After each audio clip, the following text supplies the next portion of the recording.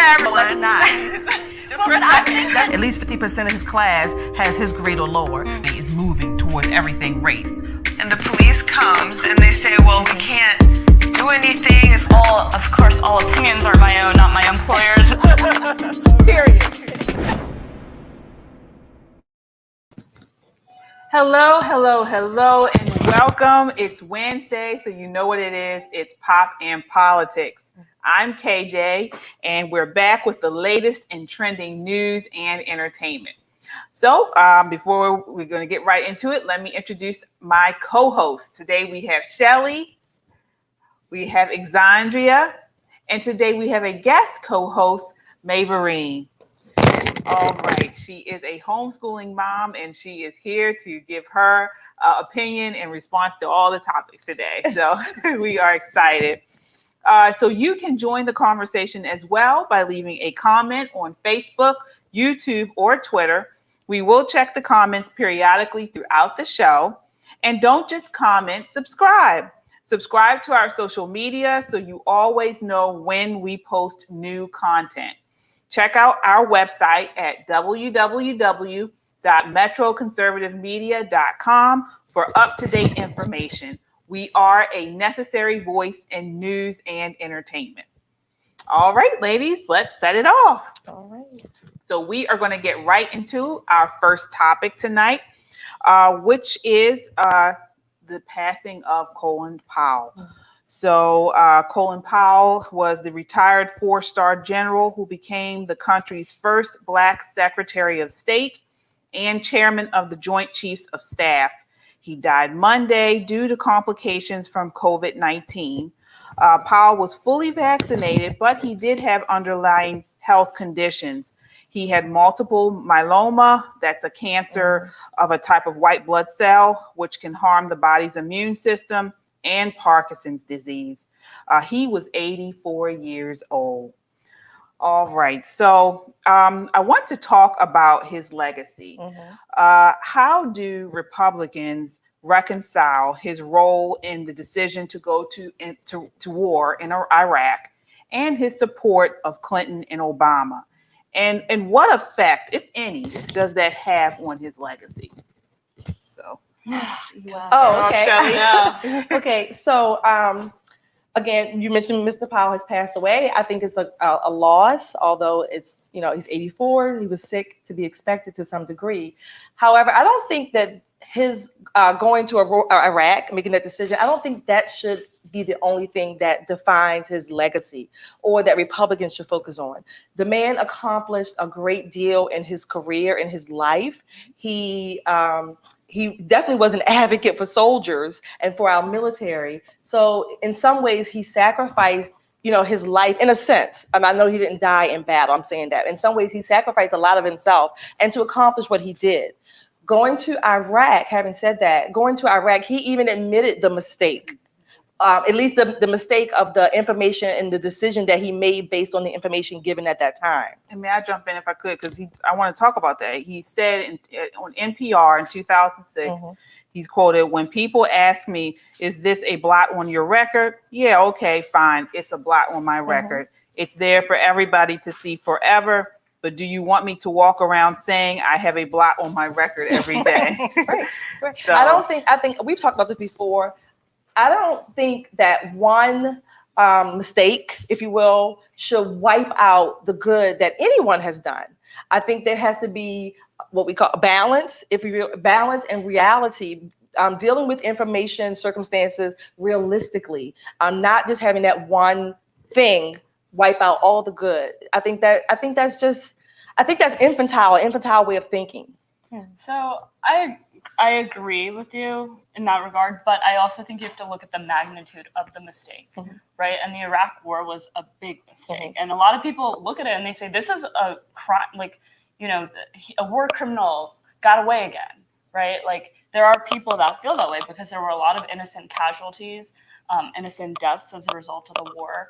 I agree, like, you can praise somebody's accomplishments, and I think everybody should be met with criticism too if they do something wrong. So, I think the second half of his legacy, so to say, was a bit tarnished. Like, I didn't have the highest opinion of him second half, but I can appreciate the things he did at the beginning. Looking at the full picture, I think it's hard to say because, again, like the magnitude of the Iraq War, some of the things that he was saying in support of Biden, like I definitely don't agree with, right. So like now I'm like, it gives you like a weird mixed feeling about him. I did see a lot that like a lot of people praise that he was able to get along with both sides to some extent. So that's a benefit, but I will say I did not agree with him. Well, look, I mean, he, as a soldier, Powell distinguished himself both in combat and wartime generalship, two tours in Vietnam. His wounds earned him a Purple Heart. For bravery, in addition to other decorations, he during his second Vietnam tour, he was awarded the Soldier's Medal for valor in non-combat conditions, equivalent to the Silver Star, the nation's third highest award for courage. 35 years he was in uniform. So when you look at the breadth of his life, all of his life, Totality, right? Totality, yes. It's for me, it's hard to reconcile some of those differences, and it's almost as if there was a change in him over the years of his life. I will say that if Republicans are wise, they will take his example as a learning example, because what he did in the Iraq War began with him having originally stood against it, saying that it was better to just leave Saddam Hussein there and isolate him as the nations had done before. And so he was maybe not easily, I won't assign that adjective, but he was convinced to support the Iraq War when the powers that be, the media, everyone was coming at him so strongly. And he started to then, I believe, be deceived into thinking there were weapons of mass destruction. So we can't miss that experience. The fact that he actually went into Iraq, he did the tour. They did a very good job of making sure that everyone in America thought that there actually were weapons of mass destruction. And then we have to look at what happened after the Iraq War and what we're still dealing with today because of the destabilization. So in hindsight, his original stance of continuing to isolate Iraq and Saddam were probably the wisest things because that destabilization has led to the things that we've dealt with since then. Right. That's true. Yeah. And I'm going to be a disclosure here. So I was in the first Gulf War, Desert Storm veteran. So I do have fond memories, if you will, under that regime, if you will, with Colin Powell and Norman Schwarzkopf. I still have these pictures of them and that I absolutely admire. That's my disclaimer. So that's my bias there. But on the other hand, I do have some mixed feelings about his support or the lack of support for Republicans in the recent times. So I hear you there. One thing I do want to say about the weapons of mass destruction, again, he admitted it was a mistake. We know now that at that time, Saddam Hussein did not have the weapons that we thought. However, his intelligence, Israelis, Mossad, a lot of the intelligence fields, if you will, around the world thought that at that time Saddam Hussein had weapons of mass destruction, and they had good reason to, because Saddam Hussein had used them before on the people. So they were basing it off of that intelligence, faulty as it may have been, but they had some credibility as to why they made that decision or why they believed at that time that he did. Again, I think it's a mixed bag with Colin Powell. Yeah, I want to change gears if we could, because again, Colin Powell passed on Monday. Here we are Wednesday. Let's take a look at what former President Donald Trump posted about his passing. Do we have that? Okay, so he says, "Wonderful to see Colin Powell, who made big mistakes on Iraq and famously so-called weapons of mass destruction, be treated in death so beautifully by the fake news media. Hope that happens to me someday. He was a classic rhino. If even that, always being the first to attack other Republicans. He made plenty of mistakes, but anyway, may he rest in peace." Okay, another disclosure, another disclaimer. You all know, I told you before, I voted for Trump, and if he were to run again, 99% sure that I would vote for him again. However, I think that comment was a little uncalled for. I don't think it was. I just think it was uncalled for. I wish he had just said something. May he rest in peace. Thank you for his service to our country. Something, I guess you would call it neutral, if you will, and just leave it at that. But here we are. Right. I agree with what he said. Yes. Right. Should he have said it? I agree. Maybe he could have said something a little more neutral. But I think it's hard for some people to wrap their head around. For instance, I don't want to speak about him specifically, but like if you think about somebody that had a wonderful legacy, right? And then let's just say, I don't know if this is a comparable situation, but like let's say that person was involved in human trafficking later or something, right? Like, are they gonna now still praise this person for all of the accomplishments up to that point? You know what I mean? So I don't know if it's a good comparison, but I'm just trying to make like an example, right? There are people that, like you mentioned the Iraq War. I mean, the effects are still going on today. There was loss of life, and a lot of people, of course, he wasn't the only person involved, but a lot of people will attribute that to some of his decisions. So, well, I mean, if we look at it strategically, and as you mentioned, Maverine, about how Colin Powell still looked, and when you look at it broadly across the country, he's a pretty favorable person, left and right, Republican and Democrat. He's got a good reputation. He's a favorable person. We know Donald Trump is planning. Well, we think he's planning to run again for office. Was this a good move? Man died on Monday. I mean, I don't think to me it was low bar. Yeah, I agree. It was unnecessary. Yeah. But again, I don't think anything that Donald Trump does or says is going to be shown in a favor. Yeah. So I mean, you don't have to show it. Right. I'm sorry, go ahead. Oh, I was just about to say it. Yes, unnecessary, but to the extent that we know who Donald Trump is, and a part of him making that comment is what made him a stalwart for America and American security.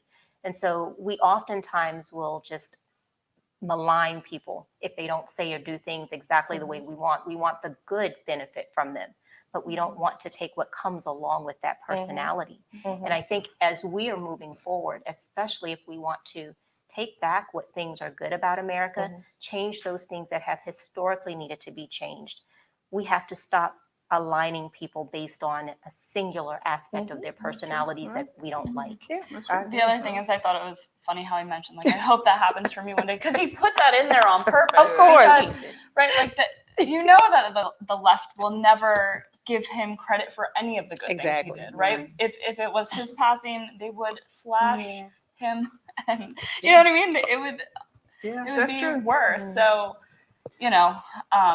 he did say, "May he rest in peace." He did say that. He did say, "May he rest in peace," and he put a heart at the end. Yes, he did. Well, like I said, also, to me, if he had said it out, if he had said it, if this was an interview and he was saying this, I think it would have maybe come across a little less harsh to me. I don't think so. But in words and just reading it, I thought it was very poor. No, I think we know his tone. Yeah, I think you're right. I think we can kind of hear his voice. At least I can. I can hear his tone and his voice through that. Right. You're right. I think he made a valid point. Right. Maybe he could have worded it differently, but that's his style. But I think the point that he made was valid. Is like, hey, we all like praise. My mom always says, like, people are praised after they're gone, right? But like, it's always different when they're around, right? And a lot of people are now praising him as, well, I think there's some mixed feelings, but he's receiving a lot of praise now. But was he met with the proper criticism as well? I think is the question. I appreciate his sacrifice because he did sacrifice many things for us, especially in his youth. And I do regret that he started to support Bill Clinton and Barack Obama and many of the policies that we now are suffering for. That's true. That's true. All right. Well, join the conversation by leaving a comment on Facebook, YouTube, or Twitter. We will check the comments periodically throughout the show. Also, subscribe to our social media, and so you always know when we post new content. We are a necessary voice in news and entertainment. All right. We do have a comment here. You want to take that, Xandria? Sure. Chadwick Frazier. The wrong time he just passed. He's not even cold yet. What is that? Oh, he's saying it was the Like, wrong time. to Yeah, deafen that he was- comment. So give it Yeah, I some thought it time. said too soon. You know, how people say, Too "Oh, soon. too soon." Yeah, it was too soon. For him They're to not make even a cold in their comment grave like yet. that. Oh, Maybe like at least next week. I don't know, but That's not presidential. right, No, right. That's it's what I was about not. to say. Yeah, It's you're just right. not presidential. All right, so we are moving right along to our rapid fire pop off round. So as you guys know, this is a round where I ask each co-host a question. They don't know the question, and they have 30 seconds or less to pop off, Wow. give their response. Okay. Yeah, No pressure, They no hurry, pressure. right? No. Right. Give their give their response to the question. All right, so we are going to start off with Shelly. Okay, so Another setup. This is Shelly's face. No, I know. See, I don't know why she did that. No, okay.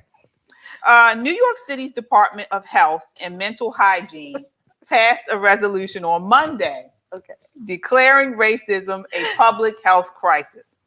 The resolution asks the health department to expand its anti-racism work and requires it to create priorities for a racially just recovery from COVID-19. I quote, they say it also includes other requirements to address this public health crisis in the short and long term. So my question to you is, do you believe racism is a public health crisis? Why or why not? What? Is racism a public health crisis? No, it is not. It's in people's minds. Certainly it's in the left to make it a crisis. The left will use almost anything, and race just happens to be that one thing that it's a perennial. It never goes out of style, if you will, that they can use race any way and any opportunity they can, they will. If they can monetize it, if they can use it to stoke emotions, that's what the left is going to do. So no, it's not a public health crisis. On the flip side, it will be the people who subscribe to that. They will benefit from it at the expenses of other taxpayers, because we do have public health needs that will go unattended to, and so they'll focus the money and time here. Other than that, I don't know what they're trying to do. It's just always keeping this fire stoked with this racism, and it has gotten us literally nowhere, if not backwards. All right. Next is Xandria. So Republicans are on the losing end of one of the biggest demographic shifts of the last 20 years. A growing generation of young people, Millennial and Generation Z voters, have turned to the left and thrown in their lot with the Democratic Party. In 30 seconds or less, make a pitch to why Millennials should vote Republican. Okay, millennials and Gen Z. So I think there's a lot of misconceptions that they have about the conservative party. And a lot of the time, the reason that a lot of millennials and Gen Z go to the left is because the left knows how to use pop culture tactics to bring them on. Social media, Hollywood celebrities, things like that. I do think the right needs to get on, use some of these tactics ourselves. But I would tell millennials that the right is the side of common sense. It's the side of having values and being able to listen to other people's values, but that doesn't mean you have to change your own values. And it's a side that truly fights for freedom. And we're all patriots over here. And it's actually the conservative side, which the left doesn't realize and millennials don't realize, but they're very multicultural. The conservative party is very multicultural. A lot of different multi-ethnic values and traditions are brought to the table here. So Okay. All more right. to be said, but we'll start there. Yeah, perfect. I take that card. Yeah. All right. And so the next is for you, Maverine. Okay. So at the turn of the 20th century, Black America achieved what was undoubtedly one of the greatest educational feats in human history. After centuries of slavery, Black literacy rates skyrocketed from just 20% in 1870 to almost 70% in 1910. Even against the backdrop of enduring legal discrimination against Blacks in the form of Jim Crow laws and enforced segregation, Black children excel. if we did it then, in your opinion, why can't we do it now? How could racism explain the failure of our schools today when racism did not hold us back just 100 years ago? Racism doesn't explain the failure in our schools today.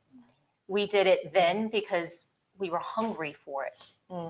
And we had people who cared enough to teach our children to read, by the way, predominantly from the Bible.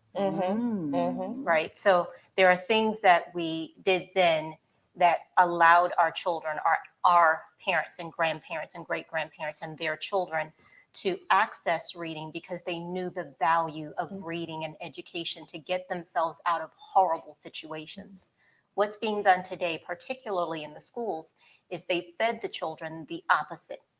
We want you to have everything for free because you have been discriminated against based on your race, and therefore you're entitled to these things.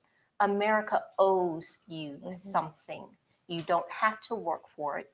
You don't have to achieve any more than what we say is okay in failing school systems. And by the way, we'll ensure that you get those free things as long as you continue to vote for us and put us in power. So we have failed because we're no longer hungry for it. All right. Yeah. We're Can't feeding get off any of more something clear than else. that. You're right. Yes. Yep. All right, guys. Join the conversation by leaving a comment on Facebook, YouTube, or Twitter. We will check the comments periodically throughout the show. Do you have a question that you'd like to hear answered by one of the co-hosts? Email me, kj@metroconservativemedia.com. I will ask the co-host your question during our next show's pop-off. All right, so we are moving right along to our next topic. So take a look at this clip of an interview CNN did with a 17-year-old who got pregnant and had an abortion. Take a look. 17 years old when an unwanted pregnancy landed her in a Texas courtroom before a judge. That is because she did not have the required parental consent for a minor to get an abortion. Veronica, thank you so much for coming on. I'm sure that this was one of the most difficult decisions of your life. Tell us about it. Do you have any regrets about having an abortion? I absolutely have no regrets, and actually that's a great question because a lot of people assume that abortion is something to regret or something that is extremely traumatic. The only, I would say, traumatic part in my case was having to go through this extremely difficult process, going in front of a judge in a setting that most criminals go through, so it felt like I was a criminal. But other than that, my abortion saved my life. It allowed me to go to college and become an engineer and pursue the dreams that I had before I got pregnant, and I was able to continue that after the pregnancy. And if you hadn't gotten it, what do you think your life would have been like then? It would have definitely been a lot harder. I'm not sure if college would still be in the question for me because as a teen, coming from a working class family, it was difficult to get resources to be able to support me going to college, as well as supporting myself. And so I'm not sure if that would have been in the question, but I know that I would have needed to get a job and kind of push college aside for a long while before that happened. The process that landed you in court can take many weeks, and with the 6-week limit under current Texas law, you would lose that option of a legal abortion. What are your thoughts on that? Yeah, that's a great question because for me, it's just an extremely terrifying situation because in my case, I found out that I was pregnant about 6 weeks and the judicial bypass process took me 2 weeks. So even though I found out as early as I possibly could, the process forced me to take an additional 2 weeks to be able to actually get that procedure done.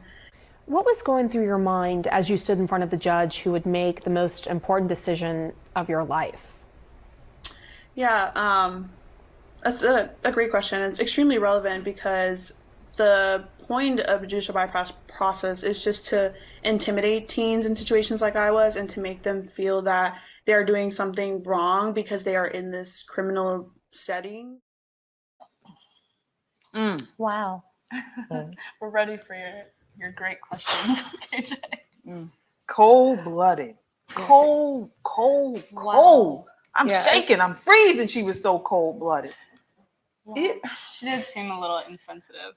But I feel like I'm going to have an unpopular opinion here, so I'm going to let you guys go first. So, not only does that anger me, it also saddens me. This twit, if you will, is 17. First of all, she doesn't know what she's going to regret. There are grown women and men who lost their babies through abortion. There are grown women who regret having an abortion however long ago. So she's only 17. She doesn't even know what she's going to regret. She has no life experience to even, assess that particular idea or how she's going to regret it maybe in the future when she's an adult. She doesn't know the possible consequences of her abortion. I'm not even going to talk about the biblical responsibility or the biblical consequences, but even physically, emotionally, on her psyche, on her body. And she said that the abortion saved her life. Right. And before you go, I want to talk about that because that is the narrative that you see on the award shows we've seen it in the magazine. Teen Vogue. I was looking at Teen Vogue this week to look up, just to find articles that we could kind of talk. All they talk about is abortion. Yes. I mean, you should see. They're taking away reproductive rights. This is the big thing. Abortion and climate change is all over Teen Vogue. If you go to the politics section, that's all they talk. And racism, of course. So this would change her life. This would be a life altering. Okay. So I'm going to give kind of my view. One, I agree with what you said because there are negative effects of abortions on women, mentally, physically. There are women that get abortions and then they regret it for years later. Also, what is it called again? Like post-traumatic stress. Post-traumatic stress. Yeah, post-traumatic stress syndrome. Right. Yeah. So something along the lines of that. I think it's wrong to sensationalize abortion, which is what I feel like is happening so much. I don't think abortion is always a bad thing, but I do think there is a point. I don't know if I agree exactly with the Texas law because in my mind, and maybe I need to do more research on this, but like in my opinion, by 9 weeks, absolutely, you should be able to make a decision. Like any later than that, it's just too long along. Like the baby is formed physically, right? Well, so at that point, so I know there's a debate along. What is it before that? So what is it before that? It's an embryo. It's a no. It's 6 to 7 weeks. The heartbeat is. So let me interject, and I'm going to interject. One, I see that young lady. She has disassociated. So what we see is cold-hearted. She is right now dealing with the psychological issue that, as you said, Shelly, she does not even recognize that she's dealing with yet.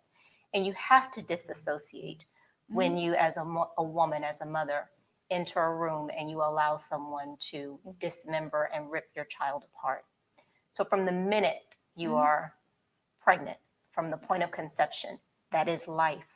In the very way that it's so easy for everyone on the left and everyone who's pro-choice to say that a puppy dog is life, right? Or a cat is life. If we wanted to clean up all of the feral cats and wild dogs, then how about we just round up all of the strays and go inside and rip them out and make sure that they aren't alive, right? Would we do that? You know, the PETA people would be up in arms. So I would say that once she has disassociated, I will speak from having been her more than 30 years ago. And we have made it seem like a nice word. Abortion almost dehumanizes it. It's murder. It detaches. And almost every woman that I have encountered and who is in my life who did that also had mommy issues. So maybe they were orphans themselves or their mothers were abusers.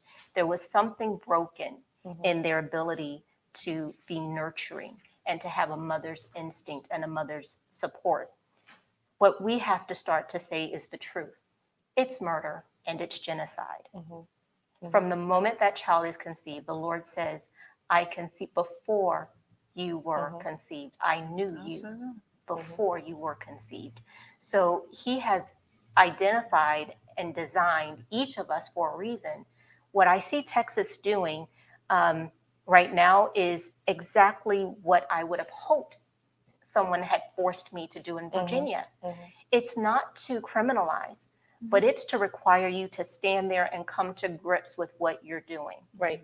Now, not 100% of people would walk away and say, I've decided to keep my child, but it at least forces, because I went into survival mode, right? I hear this term, they call it the necessity of the abortion. Well, that's a superfluous argument. That's a fake argument, because what's a necessity for me might not be for another. That's relative. It's emotional. It's the choice. And I chose to because I didn't think that I could afford the child. I was an orphan, as much of an orphan as one could be. It was from an assault, not from someone that I had good relationship with and wanted to be in my life or my child's life forever.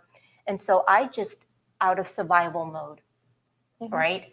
And you go into survival. I think all of these laws are in place so that women will have a chance to stop and think about what they're doing.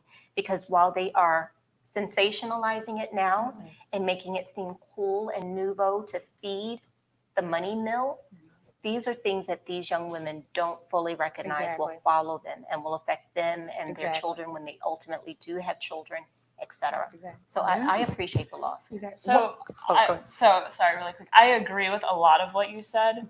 You know, I have a difference in opinion as to where it is murder. Like, I don't know that I agree. So to say, you know, the minute there's a heartbeat, maybe I'm more visual, right? And for me, when it looks like a child, it is a child. You know, in that's just myself. And I think there's other people that resonates with. The reason why I understand, it's not true. But it's well, not, it's not. Again, too, You're like, just going off of what you believe. this is just how I feel about It's it not personally. true. Well, again, like, I don't use, so to say, the more biblical. We're not talking about It's just science. argument.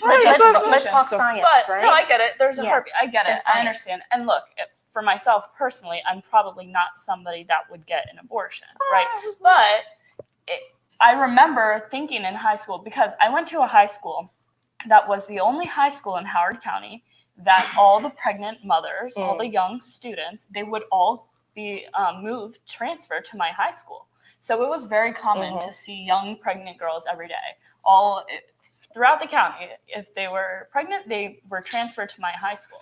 And I remember, like, you know, they got a lot of looks, and not everybody understood their situations. And, you know, you don't know if there's drama, you don't know what their situation is. But I remember thinking in high school, if I got pregnant in high school, and I'm like, you know, I was an innocent child, but like, if I was pregnant in high school, I would have leaned towards an abortion in my head, right? I thought that because there was just so much, I had a lot of ambition. There's so much I wanted to accomplish before I wanted the responsibility of a child, right? And I think there are situations, and I'll give you an example, the reason why I'm not necessarily always anti-abortion.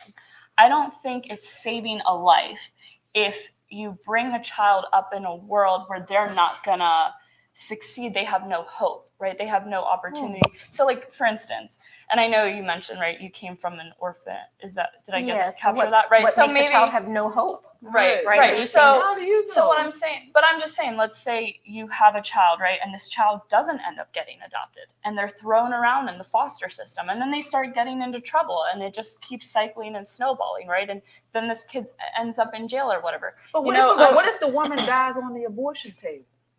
We can do what ifs all day. I'm just giving examples, Right. though. I'm So saying to there your are point- situations where I do feel like, it is I don't necessarily agree the woman is the only one should have. I don't agree with my body, my choice. I'm the only one that should have a decision. I do agree a woman should think very thoroughly about what they're going to do, because they are responsible for somebody's life, literally, right? But there are situations where I could understand why it's appropriate to have an abortion. And if you don't have the means to take care of someone, and you're not confident that there will be means for them to succeed and survive in this world, like, I could understand that. You know? Well, a couple things. Number one, I used to volunteer at a crisis pregnancy center here in Baltimore for about 2 years.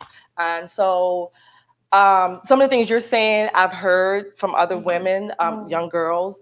Number one.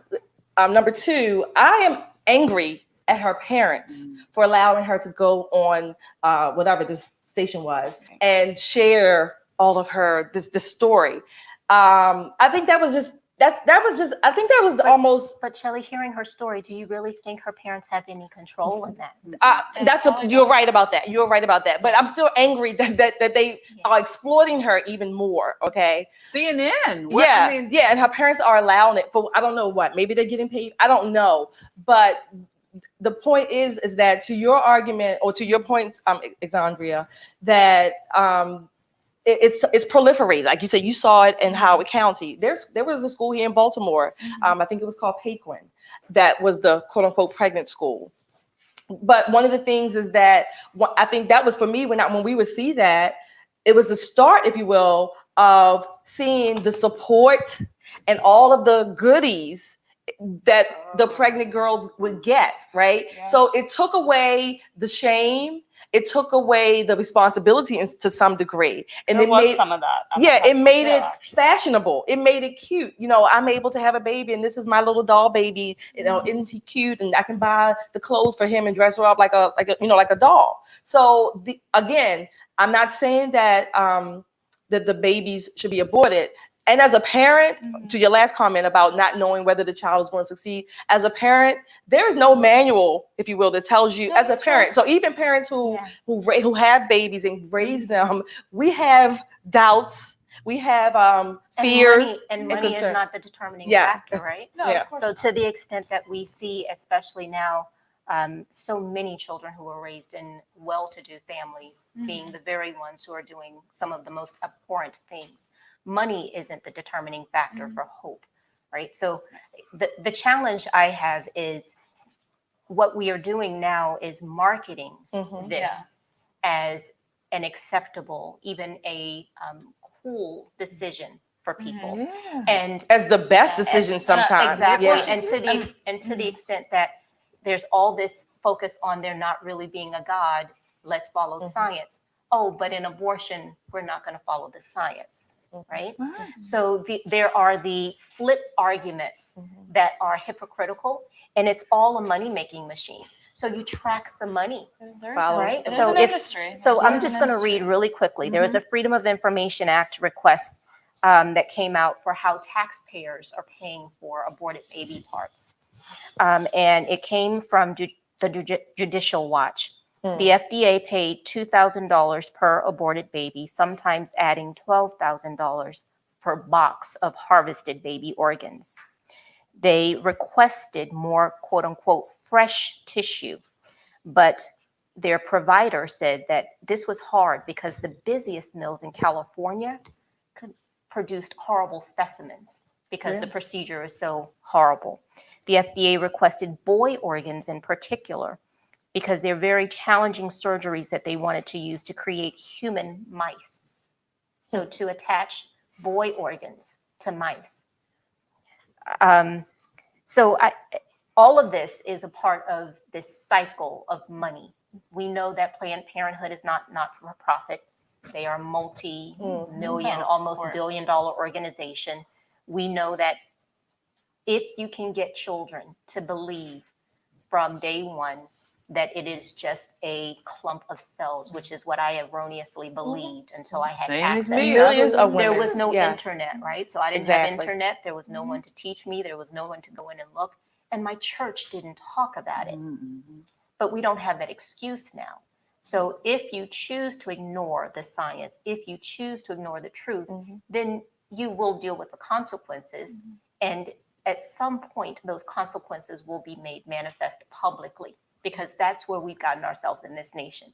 We're selling baby parts and allowing people to profit from them. And they need to keep the supply line going. Right. So they're going to get into the school systems and make sure that as early as they can get you to have sex and get pregnant. Look, right? I've always let me just say, I want to say this real quick. Let's just make these babies and then teach you to abort them so that we can keep making our money and keep this genocidal mill going. And I didn't, honestly, when people talk about the cycle of life, the cycle of a baby, I didn't know all that until I had a baby. Exactly.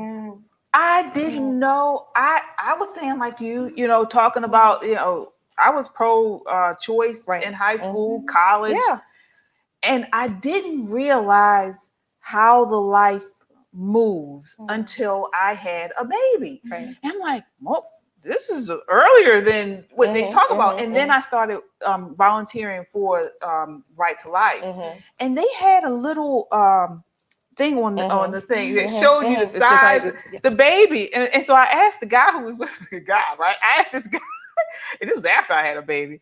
I said, this is nice. I was like, and it was like lifelike. Like you pick up the thing. I've seen that, yeah. And so I was like, is this the real size? He was like, that is the actual size. He had the size of it at like 3 weeks, 4 weeks. He had it. So you look at that in 6 weeks, baby, that's a baby. That is a baby. Look, I You agree. start It's with the the little- heartbeat, Yeah. right? The 6 or 7 the weeks. minute that baby is in our wombs, it's alive. Yes, Right? they show They you. are alive. And so even just the terminology, I no longer say unborn because that dehumanizes. They're preborn. Preborn. These are infants. These are children. And yeah. So I still think having volunteered, in the last, I don't know how long it was, but I still believe that to Xandria's point again, I still think there is a lot of ignorance. And I mean, just ignorance. And I'm not saying that to mock or to ignorance in demean. a real way, meaning you Yeah. just don't know. Yeah, I think there's still a lot of that. I mean, to your point, like a lot of people change their mind when they become pregnant, right? Like there are a lot of people that are pro-choice that change their mind when they become pregnant because it messes with your hormone. I mean, it's a whole experience, you know what I mean? So I do think it's wrong to sensationalize. Like I always say, abortion is not birth control. And my worry when I was watching that girl was one, yes, her lack of emotion. I agree. Like she's just being put on this platform and pedestal almost, and they're sensationalizing. But two, I kind of wonder, like, did she learn her lesson? Like, is she just gonna? No. If do she it just again she's only and have 17, more so it sounds like the kids, abortion right? was recently. No, it's gonna be a little while. No, yet, I actually before. think there's a few years. It said Oh, that she okay. had the abortion at 17, and Okay. now she's saying that she's completed college. She would not have been able to complete college. So I think she's probably in her very early 20s. She's a young adult. And at this point, she is probably just realizing what she did. And she is trying very hard to not accept that. Yeah. I think So it'd be interesting. as long So as she's you kind of interview her in denial in a little bit. years. more than a few years, hopefully in just a few years. But there's always hope, right? So someone said, I can't remember which of you said it, not necessarily a biblical issue, but there's hope. Yeah. So I repented. It's a process. It's not overnight because even, when you say to Jesus, forgive me, I did this horrible thing. I recognize it now. His forgiveness is immediate. It's your own issue with yourself. And that's going to be interesting. That's the deeper issue. I mean, it's going to be interesting if and when she does come to that point. Guess who are the people going to be there for her? The same people that the left mocks now, the Christians, the religious people, the Jews people, they're going to be the ones who are there to help her as she, goes through her repentance, goes through her grief. They're going to be the ones. Like, wouldn't it be great if we opened up houses for women, young women like that, who didn't have anywhere else to go, right? So rather than feeding this cycle, this broken cycle of abortion and welfare to poverty, right, to the pipeline of prison, feeding those horrible cycles and systems, we had homes and houses. I wanted to. They wouldn't give me a loan. Well, we could just accept these young ladies and help them. Teach young ladies how to be mothers. Well, again, guys, join the conversation by leaving a comment on Facebook, YouTube, or Twitter. We will check the comments periodically throughout the show. Also, as I've been asking you guys, subscribe to our social media so you always know when we post content. Check us out on the web at www.metroconservativemedia.com, where you post up-to-date information. We are a necessary voice in news and entertainment. All right, so we are moving right along to our pop flop of the week. All right, guys, so take a look.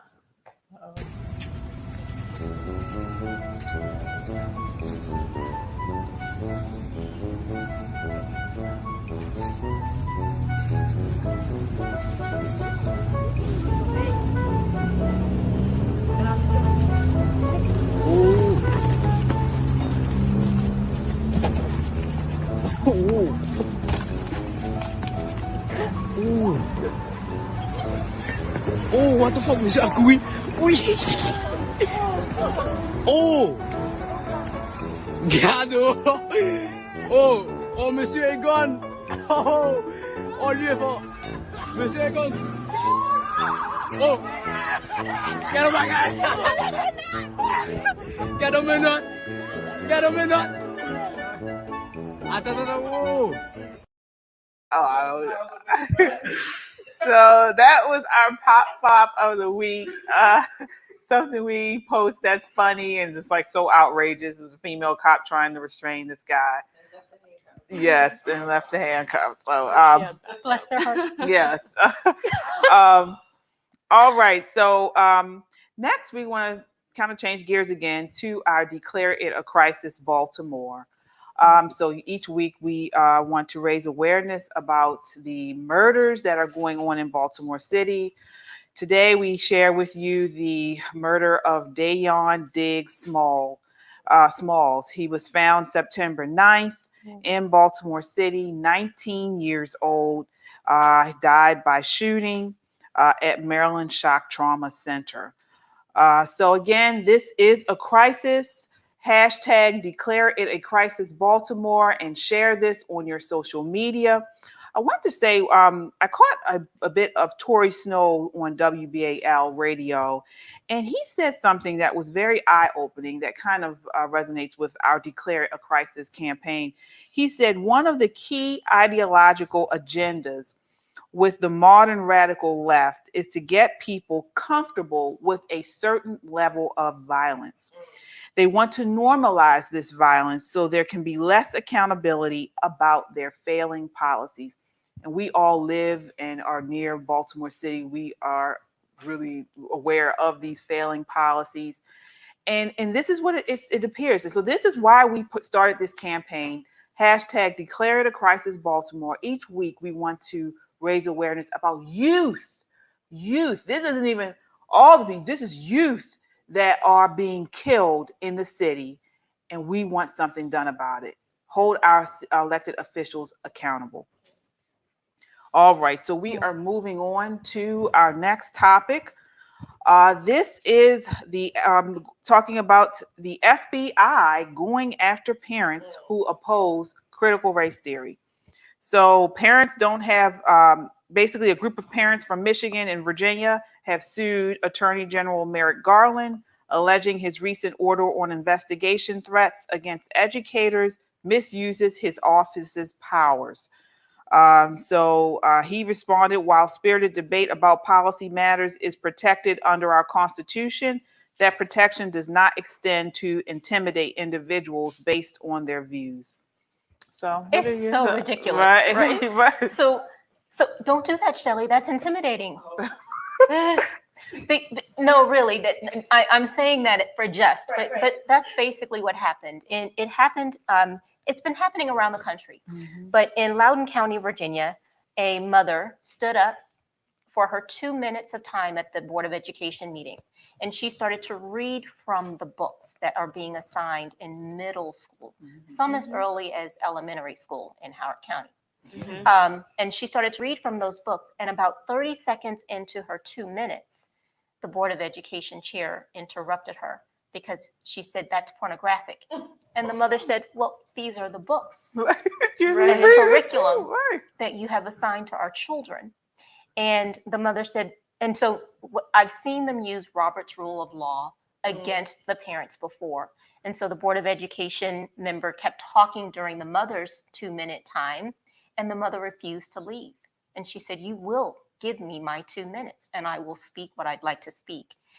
The fact that they are now criminalizing parents who are standing against critical race theory, standing against this LGBTQ plus ideology that's being pushed on children, which is likened unto indoctrination and grooming children, it's the most ridiculous, crazy thing I've ever heard. And I read one mother, she likened it, a woman down in Florida, she likened it to when the dogs were set out on protesters during the actual civil rights movement in the 60s, when dogs were set out and police were set out to stop the protesters. It's the exact thing. So the left now is the new KKK. Right. Let's be clear. They are always using words and terminology against us, and we've been too afraid to call ugly, ugly, to call a lie, a lie. The left is the new KKK, which fits because the Democratic Party is the party of the KKK. So it all fits. And the goal then is to intimidate parents from protecting their children from what kind of mind, adult mind inside of a school is comfortable and enjoys teaching children pornographic material. What kind? So the common theme that we talk about pretty much this whole show, the children. The children. They're after the children, whether it's abortion, Planned Parenthood, the schools. CRT. Yeah. Right. So the children, this is a common theme. The left want our children because they, first of all, they think the children belong to the state and not the parents. And if you can remove the children from the parents' control and authority, they want to be under somebody's authority, one way or the other. Okay, they want to be under somebody's authority. So what better way to have them under the state's authority, where they're controlled by the state? And again, then you can implement all of the hell, the demonic stuff that you want, because especially when they're young, they're impressionable. Right. Their brains are very, and it's malleable. a group think. I mean, kids are worried about being bullied. They want to fit in. They're just gonna do what is popular. And it's funny because you mentioned Howard County, and I remember in high school. I mean, I had some great teachers, but I remember it was very leftist, like the teachings. And I remember having a social studies, U.S. history teacher, and when we got to some of the lessons about like Reagan, right, I remember her saying, "Oh, you guys don't want to hear my views about Reagan." You know what I mean? Like, this is like we're going through a history book. Like, she shouldn't be sharing her views, so to say, on each particular president that went along, because that's not her job. Her job is to teach about history and like what happened, and then allow people to make the views from themselves. Not her personal views. Right. Yeah, People will provide be the molded. information and let them, the children, critically think about these policies, these ideologies, and come to some type of response or decision. I mean, and you mentioned it. They are trying to take over our children in every way. You gave me chills though when you said that, because it's very Hitler, young Nazi party-ish. Is it not? Very much so. And we have to call a spade, like, call a spade a spade. So the children are where they will start, because if they can train the children to believe the way that they believe, there will be no resistance. Exactly. And what does every resistance is futile. I'm sorry. No, you're fine. Just joking. Call it. The Borg, I love Star Trek. Yeah, Star Trek. Every system needs to replenish itself. Yes. Every system, whether it's a good system or bad system, in order for that system to work or to remain, it has to reproduce itself. So this is what the left needs, and then of course the left needs people. Why not? The right, we need people. We want our children to grow up and to train them as the way they should go. So does the left. You said earlier that I think you said the left doesn't have any values. I think that is a common mistake that conservatives make, to say that the left has. They have I said we have values. I'm sorry. They have values. They have values. They are just the opposite, the stark opposite of conservative values. Everybody. I think has it's just to be values. rebellious, almost. Like a lot of the values on the left are just to be rebellious. Not only that, but traditionalism. They have a creed. I would call it a creed, even Race, class, and gender. Right. Yeah, they have a creed, and they're trying to push this on everyone. And if you go against it, you are evil, you are wrong, you need to be removed. And so what do? They sick the FBI. They sick the FBI. Can you imagine? So here's the good news. There are 13 states that have 17, I'm sorry. 17 states that have warned the FBI not to threaten parents who are protecting their children. And those states include Alabama, Arizona, Arkansas, Georgia, Indiana, Kansas, Louisiana, Mississippi, Missouri, Montana, Ohio, Oklahoma, South Dakota, South Carolina, Tennessee, Texas, and Utah. Wow.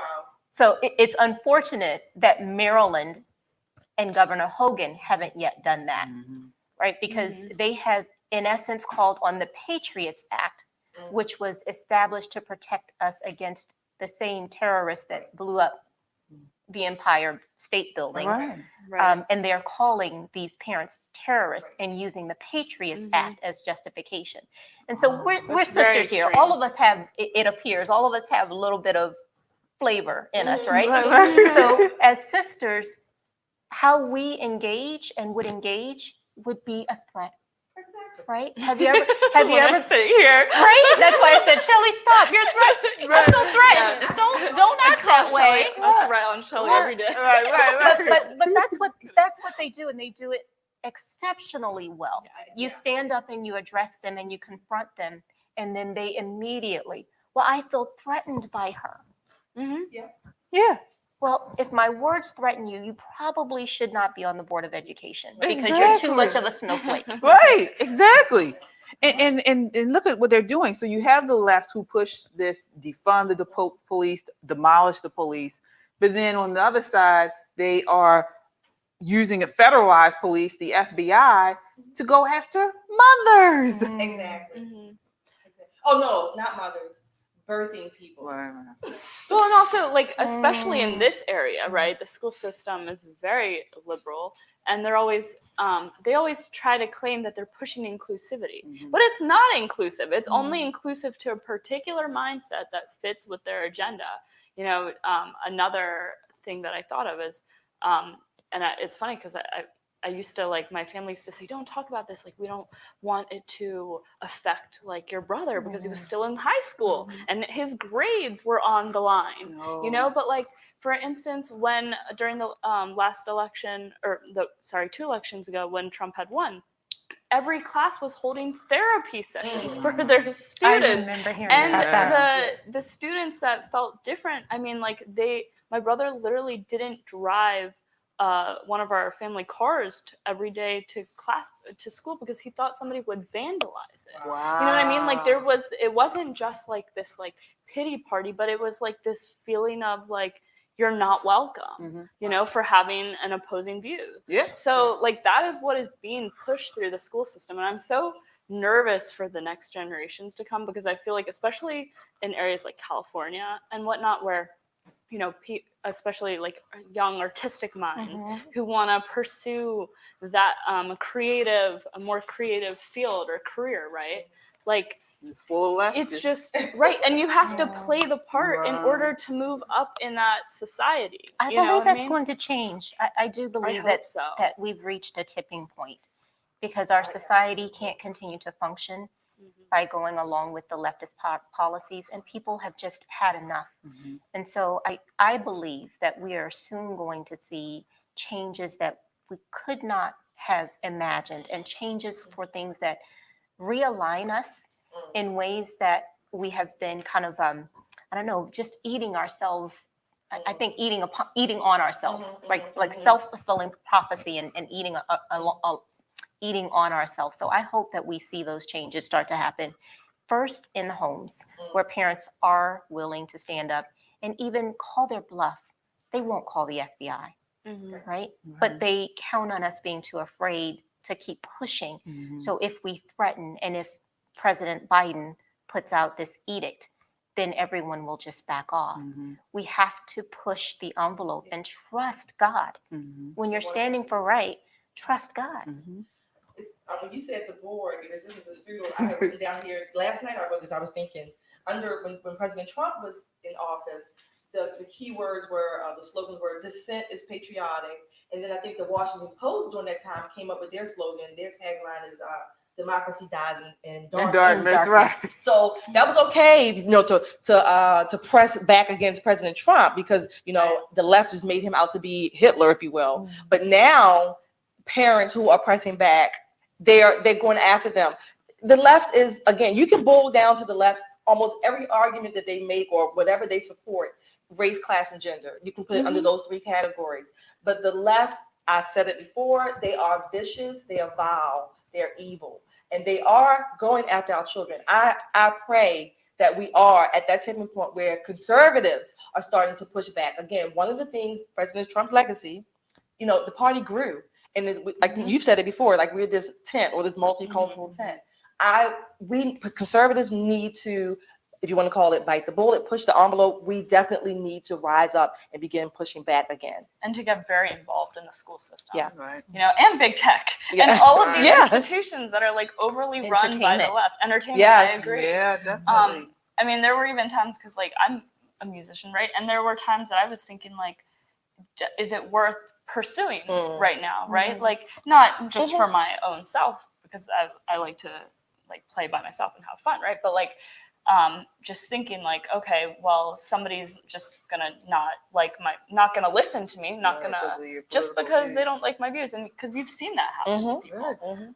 And to your point, I feel like the left, like they're trying to make everything, and to your point as well, like every person is defined only by their race, their gender, and their sexuality, and all this stuff. Because even, for instance, in the LGBT community, right, there's this big push that if somebody's gay, all they are is gay. Like there's nothing else about them. Exactly. They're not an artist. They're not a student. They're not a family. Right. They're, like all they are is that they're gay, and that's the only thing that they're allowed to celebrate and be involved in, and everything in their life has to come to them. Right.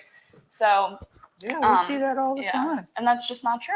There's always more. Well, that's because the left likes to put everyone in a box, and so and then they put all these boxes together, and then come up with a group to try to a mob, I would say, to come out at people. So, well, we will continue to follow that story. So we do have time for one more topic. We generally have three, so this is kind of a pop topic. So. Not sure if you guys are aware of April Mason. She is an acclaimed feminine lifestyle strategist and relationship coach. So she announced this week that she is closing her business, and it is basically due to women not being coachable.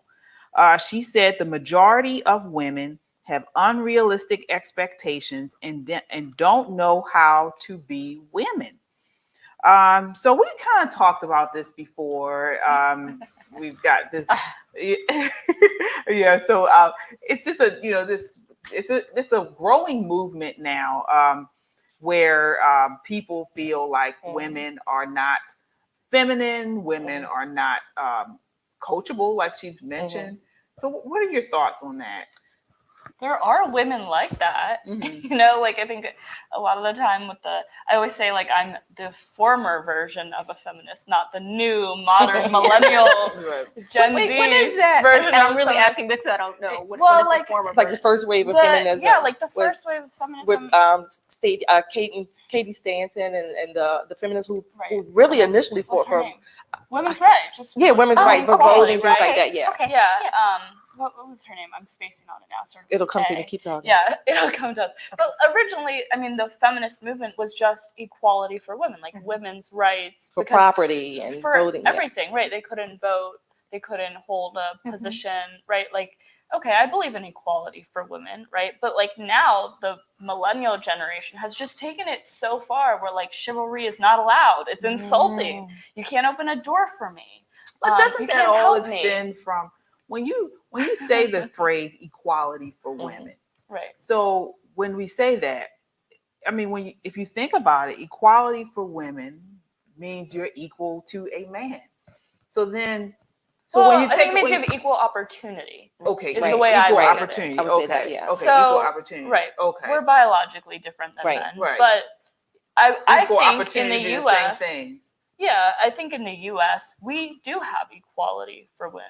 We have equality of opportunity for men and women. If you go to some of the countries in the Middle East, right? Like I would be what the feminist movement was originally supposed to be, right? Because women can be stoned for just for walking outside without a man. Right. So there are countries in the world where there is no equality of opportunity for women, but I do think we have that here.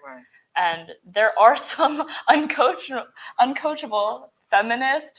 millennial feminist women out there that like you can't tell them anything, you know? Right. Well, I've never heard of They will Miss rip Mason. your- right, I've right. I've never never of- heard of her too. I've never heard of her business, but her quote is, "Wow, that's cold. I think that's cold-blooded." You're right. And if we look back at the Women's March, we're not raising young ladies to know what it means to be cherished and to be loved and to be protected and cared for. We're battling now ideas that have men saying that they decide today to be a woman and I'll compete against you in this sport. Spank your butt because I am genetically different, but I put on a wig today and you all had better accept that, right? So we have just warped all of what it means to be feminine, all of what it means to be a lady. My grandmother would say, all of us who are born with a female chromosome are women, but we're not all ladies. That's true. And I think maybe what Miss Mason is speaking about is our understanding, wow, the importance of men. And that has to be taught. And coming from a place where I didn't necessarily get that teaching, it has to be taught. And yes, we do have to be coachable and teachable and get it.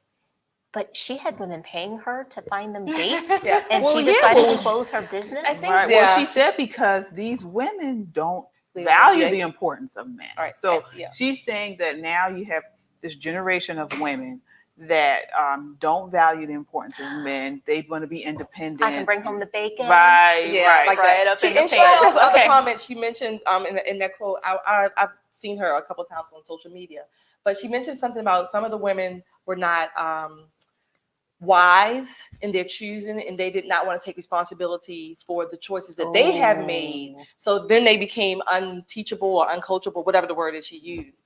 I was sad that her business, I'm thinking like, wow, these women that drove her to close her business. Like, oh my gosh. That's bad, isn't it? She got worn out. Well, remember last week when we were talking about, we didn't get a chance to expand on that, but when we said that women are coming off as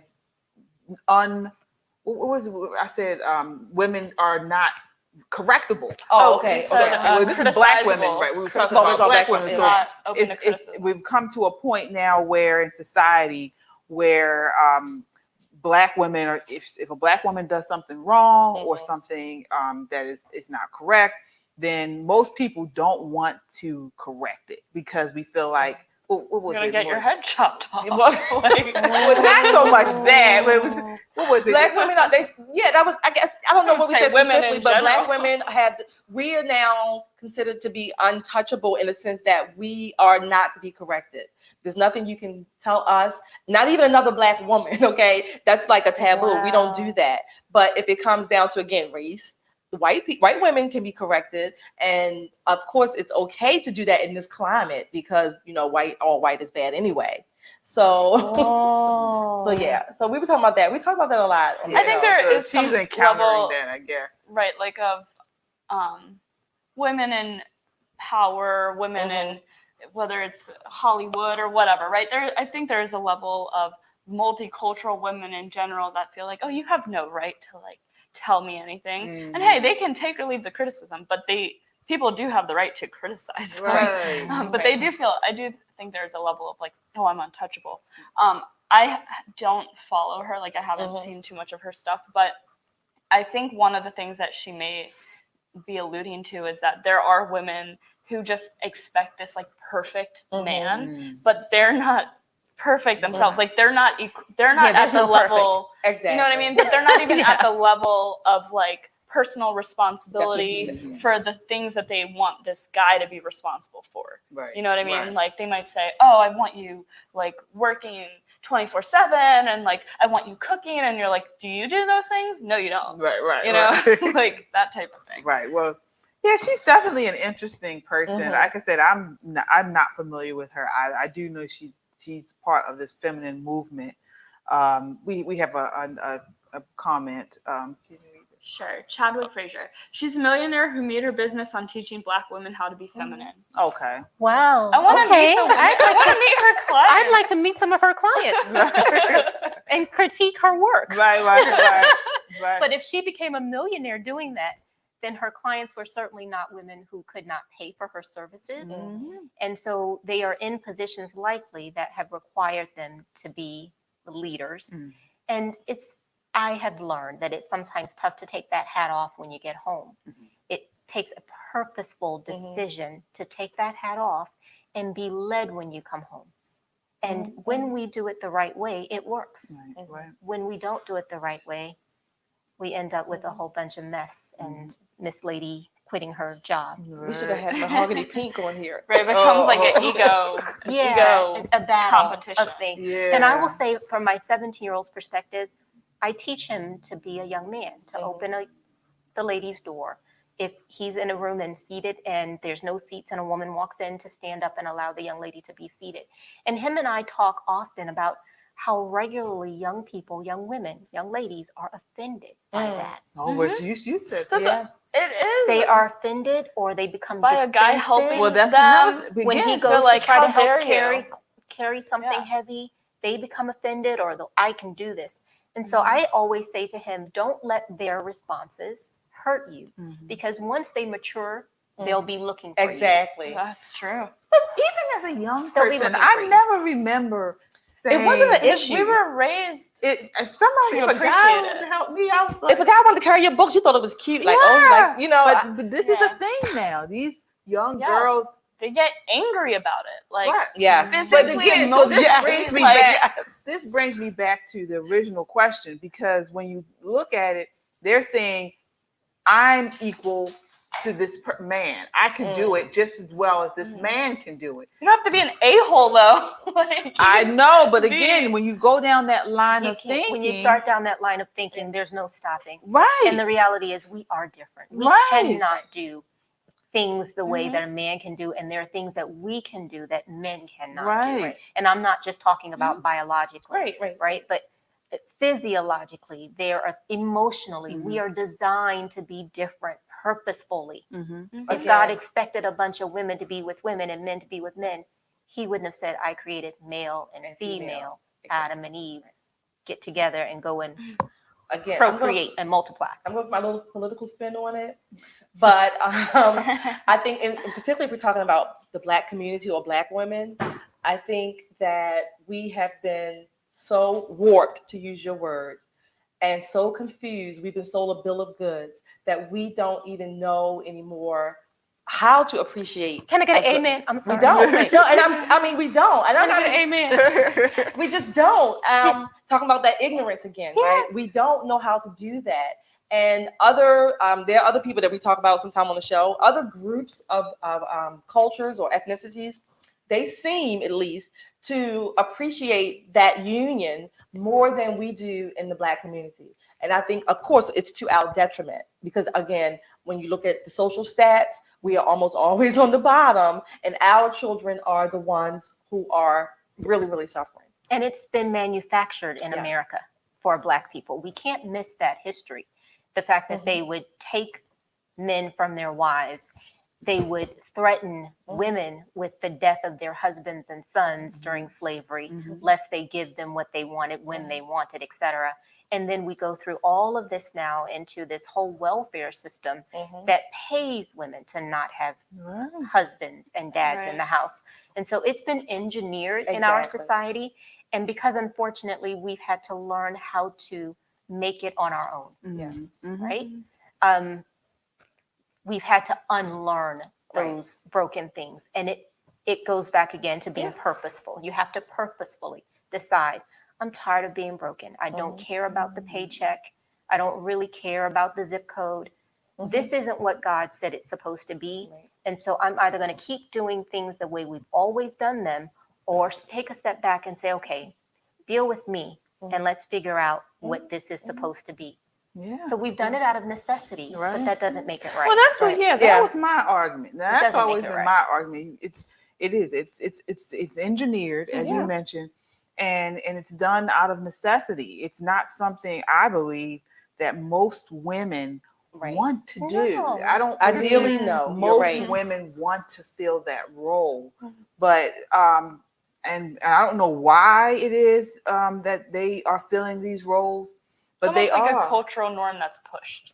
You know Right. what I mean? It's become so normative Yeah. that it's passed down generationally. It becomes a generational curse, Right. right? And you have to deal with those curses. Yeah, Yeah. because like for instance, in the Latin community, right? I mean, it's always big family. Like you're living with your grandparents I love and that. and your extended family and your like cousins that are not actually related to you. You know what I mean? Like there's this big push of family, and I feel like a lot of the time, if you look at especially, and not obviously not everybody, but right in the inner cities, like there's almost this stigma that you or this feeling like you have to be an independent single mother, right? Or like, and also when somebody wants to be a good father, they're not allowed back into the home in a lot of situations. Right. You know what I mean? Like the court systems don't work in favor of the man a lot of the time. So The court systems don't, but it's a responsibility for the man and the woman. It's both of their responsibility. And we have to, I think we have grown accustomed to allowing the system to define what our families should be rather than our looking to a moral compass. And it circles back around. If everything's relative, then nothing is true. And that's what we've gotten to in America. Everything is relative. There's no due north. Right. And so you have to have a biblical, I say you have to have a biblical worldview because I believe that's the only one. But you at least have to have a worldview that you stand on that's absolute. Right. So that you aren't floating all over the place. So to say, for instance, that life is important, but not if that life might be a poor life and not have hope or opportunity. no, that's not my argument. Do you hear this woman? That's not my argument. Yes. My argument is different. I agree with you. My argument is different. This is north. When you know who is telling you what to do and you have an outline to follow, then you recognize what is true and what is untrue.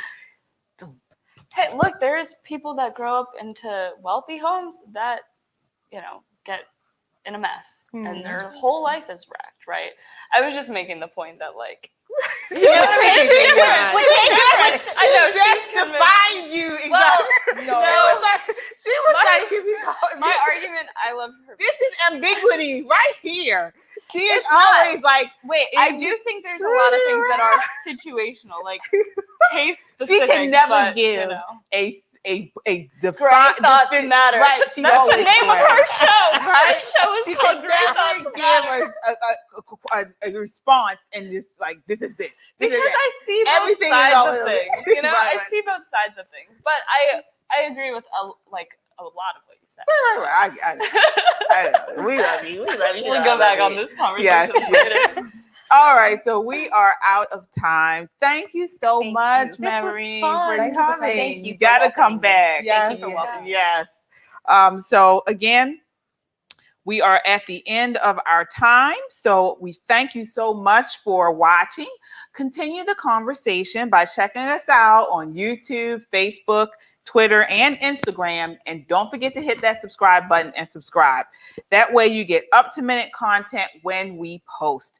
And we appreciate the support. We are an independent media, and each time you subscribe, it helps make our voice that much stronger. Again, we are a necessary voice in news and entertainment. Check us out on the web at www.metroconservativemedia.com. Until next time, count your blessings and live a life of purpose. Good night.